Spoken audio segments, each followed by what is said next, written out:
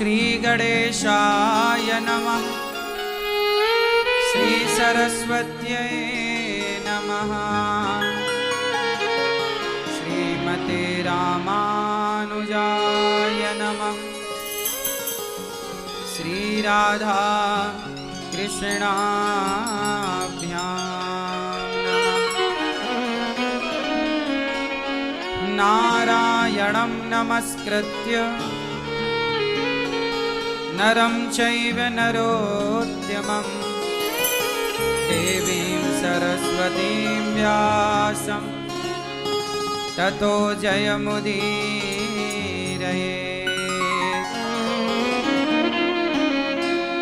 लक्ष्मीनाथसमारम्भां नाथयामुनमध्यमाम् अस्मदाचार्यपर्यन्तां वन्दे गुरुपरम्पराम्।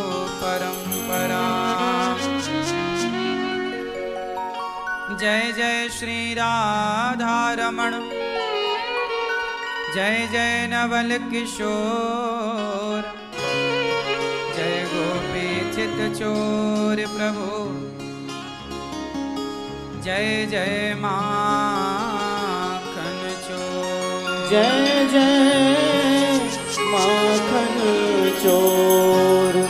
राधा मेरी मात है, पिता मेरे घनश्याम, इन दोनों के चरणों में मेरा कोटि कोटि प्रणाम। मेरा कोटि कोटि प्रणाम।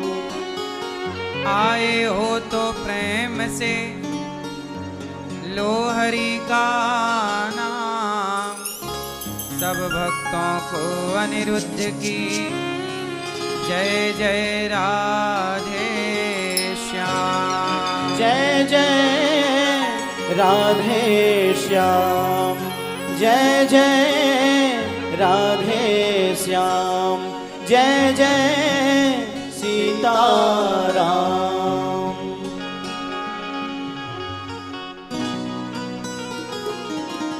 चोरी चोरी माखन खाए गयो रे वो तो छोरो ग्वाल को। चोरी चोरी माखन खाए गयो रे वो तो छोरो ग्वाल को।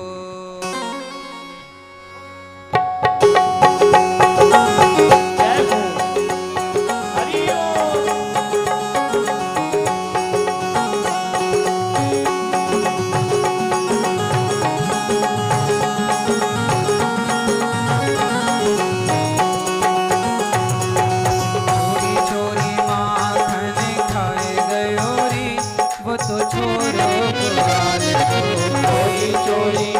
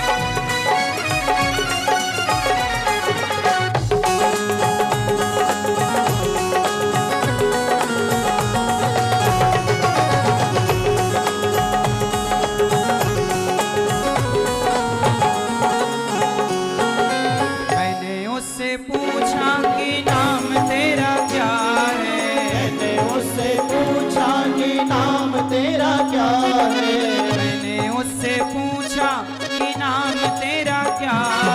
मैंने उससे पूछा कि नाम तेरा क्या है। कृष्ण कन्हैया बताए गयो रे वो तो छोरो को आए। कृष्ण कन्हैया बताए गयो रे वो तो छोरो गोवाल को। चोरी चोरी माखन खाए गयो रे वो तो छोरो गोवाल को। चोरी चोरी माखन खाए गयो रे वो तो छोरो गोवाल को। जय हो।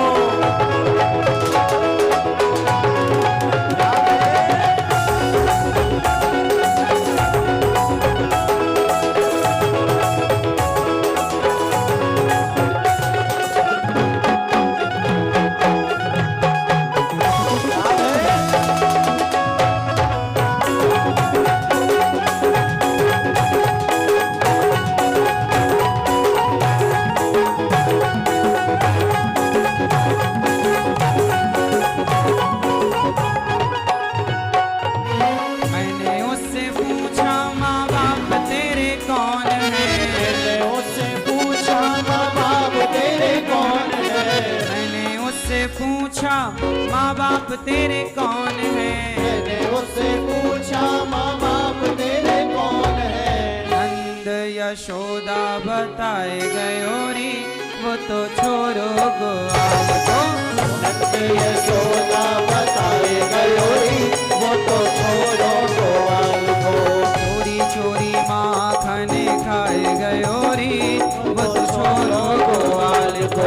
चोरी चोरी माखन खाए गयो रे वो तो छोरो गोवाल को।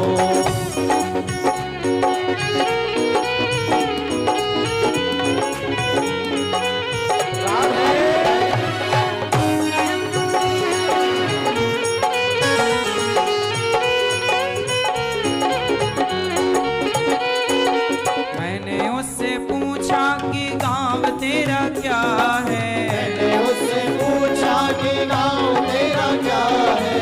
मैंने उससे पूछा कि गाँव तेरा क्या है। मैंने उससे पूछा कि गाँव तेरा क्या है। गोकुल मथुरा बताए गयो रे वो तो छोरो गोवाल को। गोकुल मथुरा बताए गयो रे वो तो छोरो गोवाल को। चोरी चोरी माखन खाए गयो रे वो तो छोरो गोवाल को। चोरी चोरी माखन खाए गयो रे वो तो छोरो गोवाल को। चोरी चोरी माखन खाए गयो रे वो तो छोरो गोवाल को। चोरी चोरी माखन खाए गयो रे वो तो छोरो गोवाल को। छोरो गोवाल को छोरो नंदलाल को। छोरो गोवाल को छोरो नंदलाल को। छोरो गोवाल को छोरो नंदलाल को। छोरो गोवाल को छोरो नंदलाल को।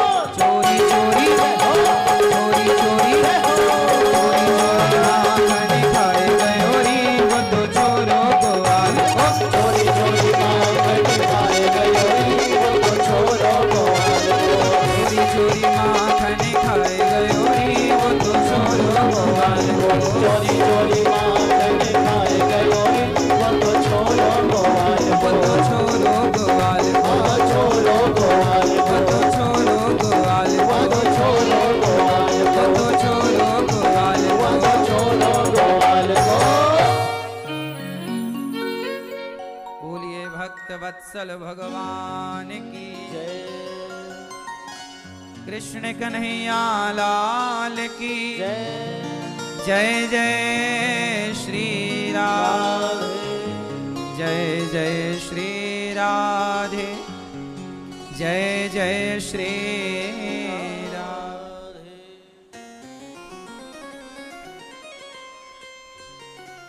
परम मंगलमय परात्पर अखिलेश्वर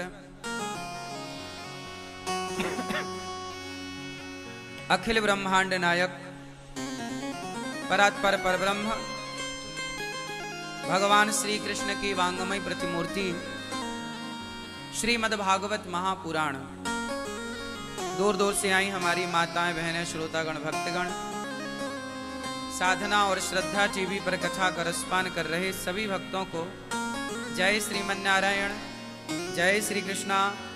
सबको राधे राधे। सबको जय श्रीमन नारायण, जय श्री कृष्णा, जय गौरी गोपाल, राधे राधे।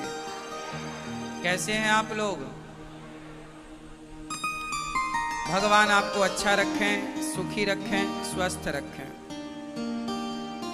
भगवान की कृपा आप पर सदा बनी रहे।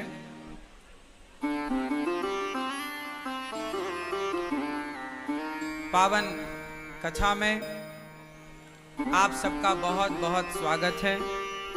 परीक्षित वन के बाल कृष्ण वर्मा जी, श्री राजकुमारी वर्मा जी, मणिकांत वर्मा जी, श्रीकांत वर्मा जी, रामकुमार वर्मा जी, सरोजनी वर्मा जी, यदुनंदन वर्मा जी, तिफरा बिलासपुर छत्तीसगढ़ से बहुत बहुत स्वागत है आपका भगवान की इस कथा में। आप लोगों ने अपने पूर्वजों को कृतार्थ कर दिया। साथ ही शीला देवी सदर बाजार आगरा से, श्री अविनाश चंद्र बजाज जी, कांता बजाज जी, बेटा आशीष बजाज जी, मेघा बजाज जी, अयान जी, आरना बजाज जी, बजाज परिवार, करोल बाग, दिल्ली से आप सबका बहुत बहुत स्वागत आज की कथा में। आप लोगों ने जो पुण्य का कार्य किया है वह कहा नहीं जा सकता, कहने का विषय नहीं है, अनुकरणीय है। समाज अच्छे लोगों के जीवन को अच्छी बातें सुने और उनका अनुकरण करें। अनुकरण आप कर सकते हैं। आप सबसे आपने भागवत जी सुनकर के अपने जीवन को पावन किया है। यहाँ भागवत जी की पोथी पाठ भी चल रही हैं। आप सब अपने पितरों पूर्वजों के लिए भागवत जी के पाठ भी करा रहे हैं। कुछ भक्त लोग यजमान बनकर आप सब भी बड़ा पुण्य का कार्य कर रहे हैं। पुण्य जीवन में बहुत लोग करते हैं, पर आपका पुण्य सबसे श्रेष्ठ इसलिए है कि आप लोगों के द्वारा इन सभी भक्तों को कथा सुनने को मिल रही है। तो कहीं ना कहीं आप लोगों को भी तो इन भक्तों के द्वारा जो कथा सुन के पुण्य हो रहा है, उस पुण्य का फल कहीं ना कहीं आपको भी तो मिलना है। आप भी तो पाएंगे पुण्य का फल। तो कथा आपके द्वारा सब सुन रहे हैं, ये भी बड़ा पुण्य का कार्य है। आप सब कथा की गंगा में डुबकी लगा रहे हैं, ये बड़ा पुण्य का कार्य है।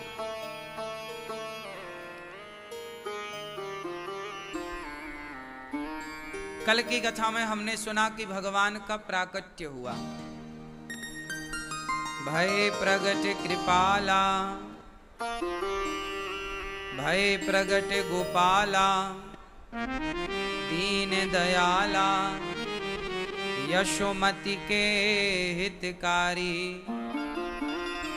हर्षित महतारी, मुनि मनहारी, अद्भुत रूप विचारी।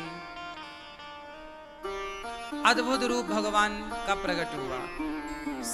चार चीजें लेकर भगवान प्रकट हुए। तम अद्भुतम बालकमं भुजेक्षणम, चतुर्भुजम शंख गदायुधायुधम।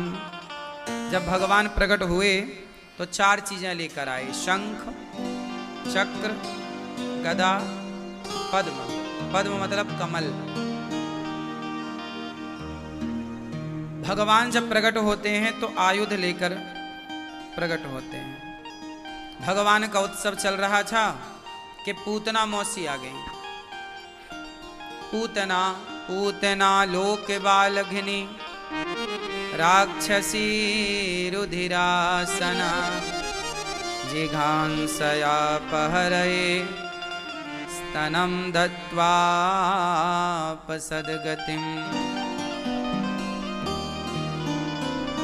पूतना लोके बालघिनी। पूतना छोटे छोटे बच्चों को मार के खा जाती है। वो पूतना जो पापनी है, बड़ी पाप करने वाली पूतना, ऐसी पूतना पाप से भरी हुई है, आज वो भगवान को मारने चली है। देखो, भगवान अभी प्रकट ही भय हैं कि पूतना मौसी मारने आ गई। आप जरा सफल हो जाइए, तुरंत आपको मारने वाले, डाउन करने वाले, परेशान करने वाले पूतना जैसे, पूतना जहर पिलाने आई है। ये जहर क्या है? अभी भगवान प्रकट ही भय हैं, मतलब अभी आप आए ही हैं। आपने जरा सा नाम ही कमाया है, जरा इज्जत कमाई, जरा पैसा कमाया कि समाज आपको, आपकी तरफ जहर फेंकना स्टार्ट करेगी। पूतना क्या फेंक रही है? क्या लाई है? बोलो, जहर। और कैसी बनकर आई है? सुंदर। क्या समझ में आया? कि कुछ लोग आपके साथ बड़े सुंदर बन के रहेंगे, बड़े अच्छे बन के रहेंगे, पर पिलाएंगे जहर। ये पूतना की कथा केवल कथा नहीं है, जीवन है। हम सबके जीवन की रोजमर्रा की घटनाएं हैं। पूतना बड़ी सुंदर बन के आई, इतनी सुंदर के कोई कह नहीं सकता कि ये जहर पिलाने आई होगी। बड़ी सुंदर, और आई क्या? जहर पिलाने। आज के युग में पहचानना बड़ा कठिन है। यशोदा नहीं पहचान पाई। पूतना बोली, बहन मैं तेरे लाला को दूध पिलाऊं? मेरे दूध में अमृत है। पूतना बोली, मैं जाको दूध पिलाऊं, वो लाला अमर है जाए। मैया बोली, तो तुम पिलाए दो ने एक थोड़ो सो दूध। अच्छा मोकू जरा लड्डू खवाए दे यशोदा मैया। अब मैया वाक्य ताई नाश्ता ले भी चले गई। अंदर से कचुल लड्डू दूध। मेहमान घर में आते हैं तो कुछ जलपान। इतने में तो पूतना ने कन्हैया की तरफ बढ़ करके कन्हैया के पालने की तरफ चल पड़ी। सोचिए, यशोदा माना पहचान पाई कि ये कौन है। आज के युग में ये पहचानना बड़ा कठिन है कि जो आपके आसपास हैं वो आपके हितैषी हैं या आपके दुश्मन हैं।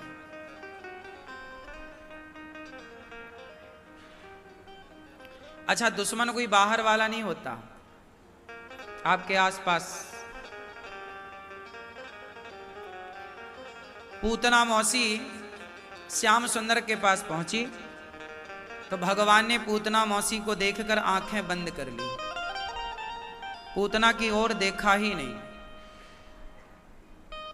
क्यों नहीं देखा? क्यों नहीं देखा?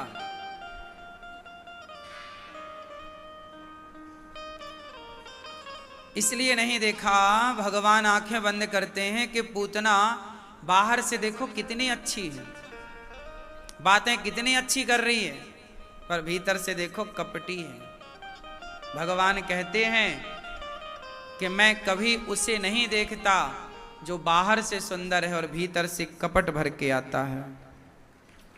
ऐसों को भगवान देखना भी पसंद नहीं करते। भगवान किसे पसंद करते हैं? निर्मल मन जन सो मोहि पावा, मोहि कपट छल छिद्र न भावा। किसे पसंद करते हैं? जिसके मन में निर्मलता हो। क्या हो? निर्मलता, निर्मल मन। इसलिए आपसे प्रार्थना करूं कि भगवान को पाना है तो निर्मलता लाओ। बाहर से कुछ भीतर से कुछ, ऐसा नहीं। जो भीतर से बाहर से एक सा होता है वो निर्मल होता है। जो भीतर से अलग हो, बाहर से अलग हो, वो निर्मल नहीं होता। निर्मल बनिए। छल कपट का परित्याग कर दीजिए। जब छल कपट आपके भीतर होगा तो आप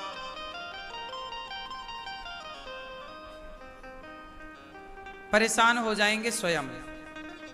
निर्विकार बनिए, निष्काम बनिए।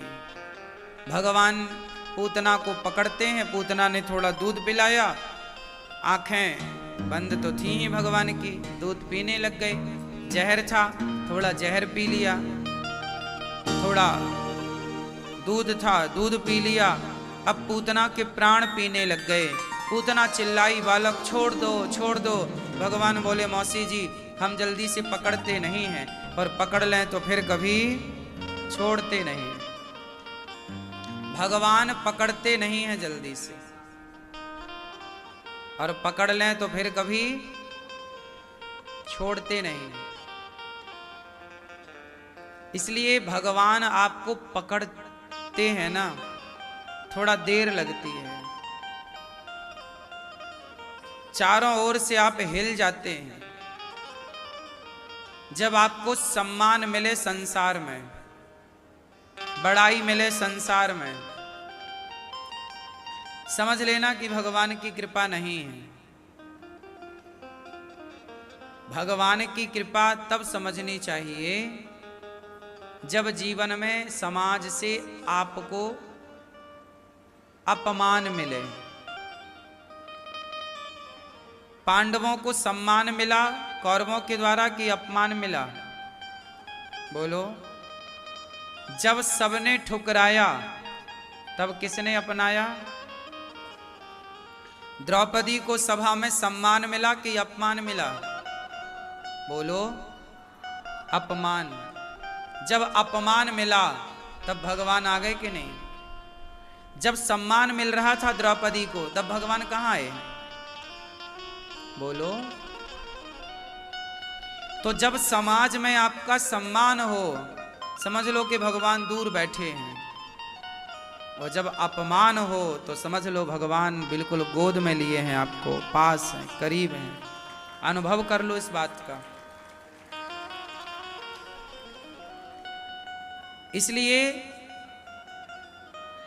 द्रौपदी अपमानित हुई तो भगवान ने रक्षा। इसलिए तो कुंती बुआ ने मांगा, हमें सुख नहीं चाहिए, हे प्रभु हमें विपदा संतु नः सस्व तत्र तत्र जगत गुरु, हमें विपत्ति दो। क्यों चाहिए विपत्ति? कुंती बुआ ने तो जब से होश संभाला दुख ही दुख तो पाया। अब कुंती बुआ को डर लग रहा है कि मैं सुखी हो गई हूं, कहीं मैं भगवान को भूल ना जाऊं, कहीं सम्मान में ईश्वर को छोड़ ना दूं। सम्मान, पद, प्रतिष्ठा, पैसा, ये सारी चीजें ईश्वर से दूर करने वाली हैं। ये चीजें बुरी नहीं है, पैसा बुरा बिल्कुल नहीं है यदि पैसे का सदुपयोग है तो। सम्मान बिल्कुल बुरा नहीं है यदि आपको अभिमान ना आए तो। सम्मान आया तो अभिमान आता है, यदि सम्मान पाके अभिमान नहीं आया तब तो आपका सम्मान सही है, और सम्मान पाकर के आपको अभिमान आ गया तब फिर आप गलत। इसलिए सम्मान खूब हो आपका, पर अभिमान से बचिएगा। अपमान खूब हो आपका, पर क्रोध से बचिएगा। अपमान भी तब बुरा हो जाता है जब आप अपमान पाकर के क्रोधी हो जाते हैं, चिड़चिड़े हो जाते हैं। सम्मान और अपमान को एक तराजू में रख दीजिए, दोनों की इच्छाएं समाप्त कर दीजिए, तब आप अपने लक्ष्य को प्राप्त कर लेंगे। पूतना का भगवान ने उद्धार किया। पूतना भगवान को लेकर आकाश की ओर गई, प्राण पिए पूतना धड़ाम से गिर पड़ी। जंगल के कुछ वृक्ष टूट गए, लकड़ियां नंद बाबा कंस का कर चुका कर लौटे। लकड़ियों की चिता बनाई और पूतना के शरीर को काट काट कर, बड़ा शरीर था, रखा तो पूतना के शरीर से सुगंध निकल पड़ी। सुगंधी, क्यों इतनी सुगंधी निकली? ये तो राक्षसी थी, पूतना के शरीर से क्या निकलना चाहिए था? अच्छा बताओ। इसने काम जो किए हैं, इस काम से तो ऐसा लग रहा है कि दुर्गंध निकलनी चाहिए, पर क्या निकली? बोलो क्यों? क्योंकि पूतना भले जहर पिलाने गई, पर गई तो भगवान के पास ही ना। भगवान कहते हैं कि तुम किसी भी भाव से मेरे पास आओ, मैं तुम्हारा उद्धार कर दूंगा। बस मेरे पास आओ। सर्वधर्मान परित्यज्य मामेकं शरणं व्रज। आओ, सन्मुख होहि जीव मोहि जबहि, जन्म कोटि अघनासहि तबहि। पूतना भले जहर पिलाने गई, पर गई किसके पास? भगवान के पास। इसलिए शिशुपाल गालियां देता था 100 पर डे, नित्य, रोज। कितनी गालियां देता? 100 गालियां देता भगवान को, पर भगवान ने उसका क्या किया? बोलो बोलो। उसको भी सायुज्य मुक्ति दे दी, उसका भी उद्धार कर दिया। गाली देने वाले का उद्धार कर दिया भगवान ने, तो सोचो आरती उतारने वाले पर क्या कृपा करते होंगे भगवान। इसलिए भगवान परम दयालु हैं। भगवान जैसा दयालु कौन होगा? अच्छा ये बताओ, इस संसार में सबसे दयालु कौन है? उत्तर दो मैया, बोलो जोर से। लेकिन भगवान इतने दयालु हैं और समाज भगवान पर इतने आरोप लगाते हैं लोग, है ना। अभी 3-4 दिन पहले प्रश्नोत्तरी में एक बहन ने आरोप लगाया भगवान पर।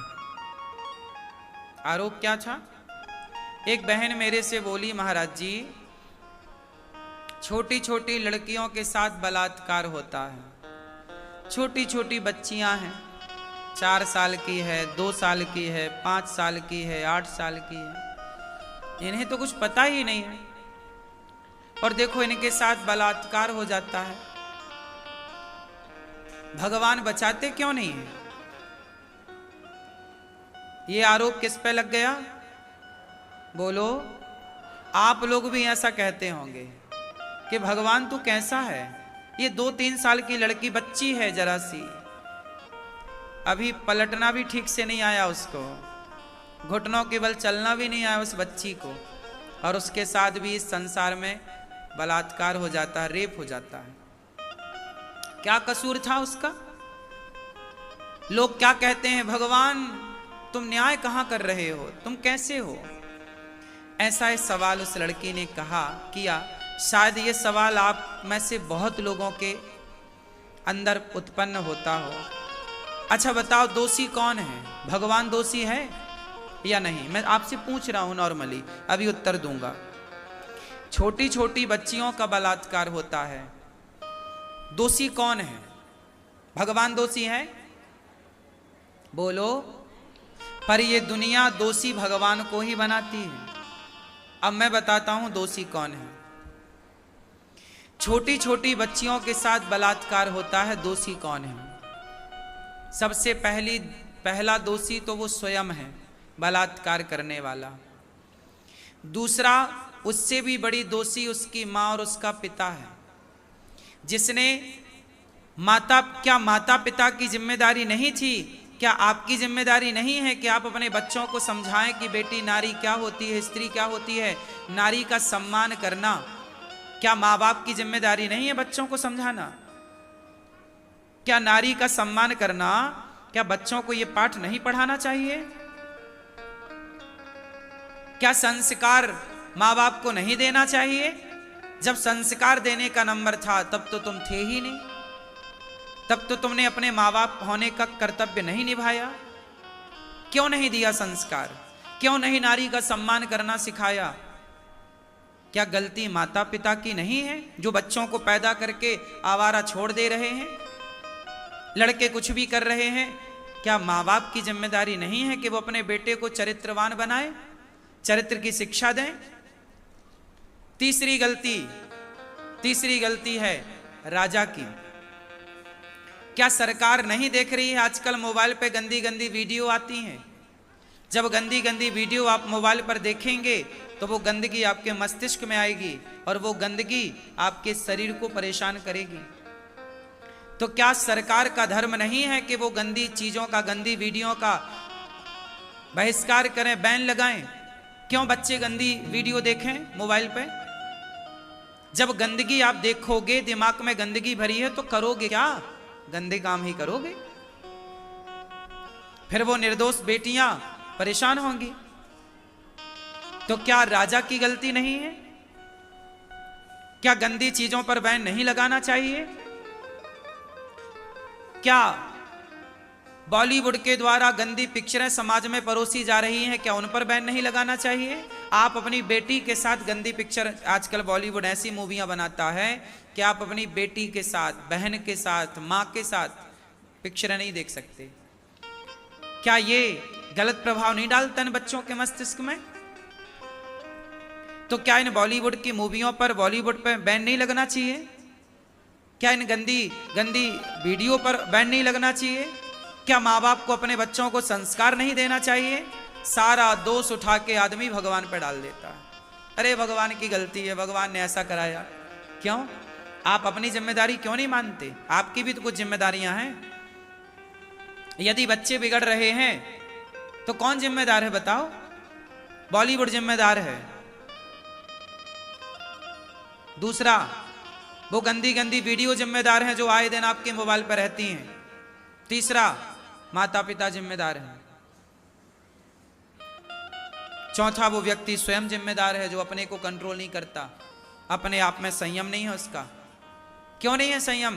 क्यों नहीं सत्संग करते? सत्संग करोगे तो संयमी बनोगे। संयम क्या है? ब्रेक। गाड़ी चलाते हो, देखते हो गड्ढा है, ब्रेक लगा देते हो ना, ऐसे अपने भीतर भी एक संयम का ब्रेक लगाना चाहिए कि हम कहाँ जाएं, कहाँ ना जाएं, क्या खाएं, क्या ना खाएं, क्या बोलें, क्या ना बोलें। अपने आप में भी एक ब्रेक लगाओ, अपने को भी ठीक करो। हर पूरा आरोप उठाए भगवान पर। अरे भगवान ने देखो ऐसा कर, क्या भगवान ने किया है ऐसा? भगवान ने तो, अच्छा चलो, भगवान, जब आप इतना आरोप लगाते हो ना, हे भगवान मेरे बेटा नहीं है, हे भगवान तुमने मेरा घर नहीं बनाया, हे भगवान हम गरीब हैं, हे भगवान हमें तुमने ये नहीं दिया। हर आरोप आदमी किस पे लगाता है? बोलो बोलो, भगवान पे। भगवान, एक दिन भगवान रो रहे थे। एक दिन क्या हुआ? भगवान रो रहे थे। भगवान को रोता हुआ देख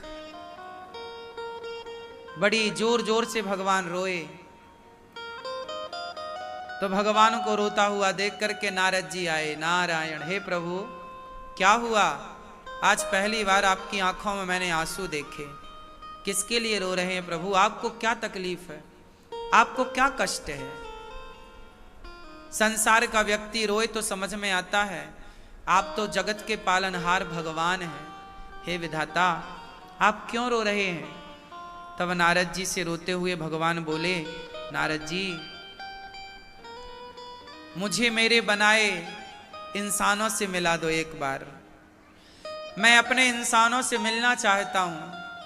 मैंने जिन इंसानों को बनाया था मैं उनसे मिलना चाहता हूं। नारद जी बोले, ये कौन सी बड़ी बात है, चलो मैं अभी आपको इंसानों से मिलाता हूं। आपने जो बनाए हैं ना वो मृत्यु लोक में रहते हैं, संसार में रहते हैं, चलो मैं आपको मिलाता हूं। भगवान बोले, मेरा हाथ पकड़ के ले चलो। भगवान लड़खड़ा रहे थे, विरह में थे, व्याकुल थे, रो रहे थे। नारद जी भगवान का हाथ पकड़ के संसार में आए, मृत्यु लोक में। यहाँ भीड़ लगी थी लोगों की, बाजार था, लोग आ रहे जा रहे। दूर खड़े हो गए एक पेड़ की छांव में नारद जी और भगवान से बोले, देखो आपने इंसान बनाए थे, ये जा रहे हैं, ये आपके बनाए इंसान है, देख लो आप। भगवान बोले, एक बार आप पूछो तो सही कि इंसान को बुलाओ जरा। अब नारद जी, ओ भैया यहाँ आओ, यहाँ। तुम कौन हो? उसने कहा, मैं हिंदू हूं। दूसरे को बुलाया, बोले मैं मुस्लिम हूं। तीसरे को बुलाया, बोले मैं सिख हूं। चौथे को बुलाया, मैं ईसाई हूं। पांचवें को बुलाया, यहूदी हूं। छठवें को बुलाया, पारसी हूं। सातवें को बुलाया, आठवें को बुलाया, मैं जैन हूं, मैं फलाना हूं, मैं ब्राह्मण हूं, मैं क्षत्रिय हूं, मैं वैश्य हूं, मैं शूद्र हूं, मैं सिया हूं, मैं सुन्नी हूं। भगवान जोर जोर से रोने लगे। भगवान ने कहा, नारद जी, मैंने तो इस संसार में इंसान भेजे थे, पता नहीं किसने मिलावट कर दी, किसने हिंदू मुस्लिम सिख ईसाई बना दिया। मैंने तो सबको इंसान बनाया था। अब देखो इस संसार में एक भी इंसान नहीं है। पता नहीं मेरे बनाए लोग कहां चले गए। अब इस संसार में इंसान कहां है? इस संसार में ब्राह्मण है, क्षत्रिय है, वैश्य है, शूद्र है, हिंदू है, मुस्लिम है, सिख है, ईसाई है, बौद्ध है, पारसी है, जैन है। इंसान एक ढूंढ के ला दो जो कहे कि मैं इंसान हूं। भगवान रो रहे हैं और रोते रोते भगवान ने नारद जी से कहा, देखो मैंने इंसान बनाए थे, आज वो इंसान आपस में हिंदू मुस्लिम होके लड़ रहे हैं, यादव गुज्जर होके लड़ रहे हैं, ब्राह्मण वैश्य होके लड़ रहे हैं, क्षत्रिय शूद्र होकर के लड़ रहे हैं, आपस में लड़े जा रहे हैं, लड़े जा रहे हैं। मेरे बनाए इंसान पता नहीं कहां गुम हो गए। आज इस भरी दुनिया में आप ढूंढ लो, एक भी इंसान तुम्हें दिख रहा हो तो बताओ। आज इंसान नहीं है साहब। इंसान कौन है? सभी में बांट कर खाए उसे इंसान कहते हैं। पराया दर्द अपनाए उसे इंसान कहते हैं। यूं भरने को तो पक्षी भी अपना पेट भरते हैं, सभी में बांट कर खाए उसे इंसान कहते हैं। मैं कहता हूं, मत बनो ब्राह्मण क्षत्रिय वैश्य शूद्र, मत बनो हिंदू मुस्लिम सिख ईसाई। बनना है एक अच्छे इंसान बन करके दिखाओ। ईश्वर ने क्या बनाया था ये बताओ, बोलो ना। रामचरितमानस में हिंदू मुस्लिम सिख ईसाई नहीं लिखा। रामचरितमानस में लिखा है, बड़े भाग्य मानुष तन पावा। क्या बनाया ईश्वर ने आपको? मनुष्य बनाया था। आप क्या बन गए? पंडित जी बन गए, ठाकुर साहब बन गए, अग्रवाल जी हो गए, क्षत्रिय हो गए, वैश्य हो गए, शूद्र हो गए। कहाँ हैं अब इंसान? वो इंसान जिस इंसान के अंदर केवल प्रेम था, कोई घृणा नहीं थी, कोई नफरत नहीं, कोई ईर्ष्या नहीं, कोई द्वेष नहीं, कोई छल नहीं, कोई कपट नहीं। पता नहीं कहाँ गए वो इंसान। भगवान रो रहे हैं कि मैंने जिन इंसानों को बनाया है भैया, एक बार उनसे मुझे मिलाओ। संसार में खोज लिया नारद जी ने, मिलने को ही तैयार नहीं।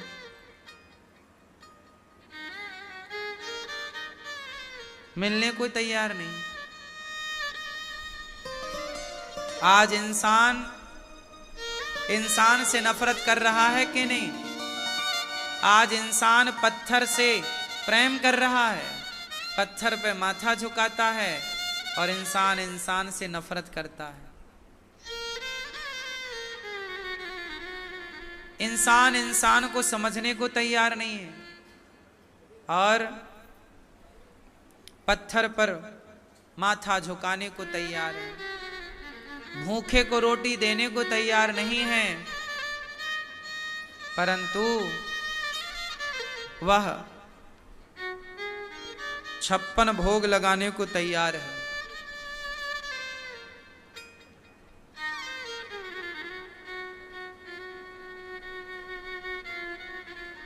इसलिए ये दास अनिरुद्ध, मैंने आपसे कभी मंदिर के नाम पर 1 रुपए नहीं लिया कि मैं मंदिर बना रहा हूं।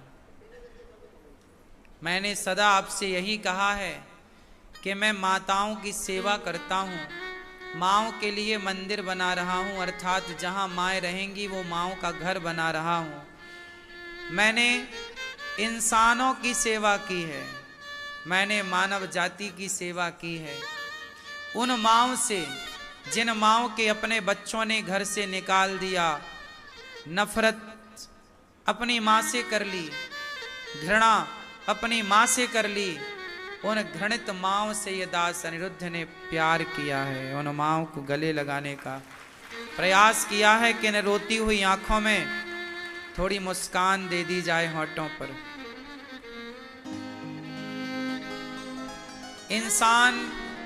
इंसान बन न पाया, भगवान ढूंढता है। इंसान बन न पाया, भगवान ढूंढता है। इंसान बन जाओ भैया, बस हमें नहीं बनना कुछ, एक अच्छा इंसान बनना। एक ऐसा इंसान, वो इंसान प्रत्येक जीव की, प्रत्येक प्राणी की सेवा करे और सबके प्रति दया का भाव हो। हमारे धर्म ने क्या पाठ पढ़ाया? हमारे धर्म ने कहा, दया धर्म का मूल है, पाप मूल अभिमान। तुलसी दया न छोड़िए, जब तक घट में प्राण। नारद जी लेकर चले गए भगवान को। भगवान करवट बदलते हैं पूतना का उद्धार करने के बाद, तो शकटासुर आ जाता है। शकटासुर आया तो शकटासुर पर भगवान ने कृपा की। तृणावर्त आया, तृणावर्त पर भगवान ने कृपा की। तृणावर्त आया बवंडर के रूप में। भगवान ने तृणावर्त का उद्धार कराया। गर्गाचार्य जी आते हैं, भगवान का नामकरण संस्कार करते हैं। गर्गः पुरोहितो राजन, यदूनां सुमहातपा। ब्रजं जगाम नन्दस्य, वसुदेव प्रचोदितः।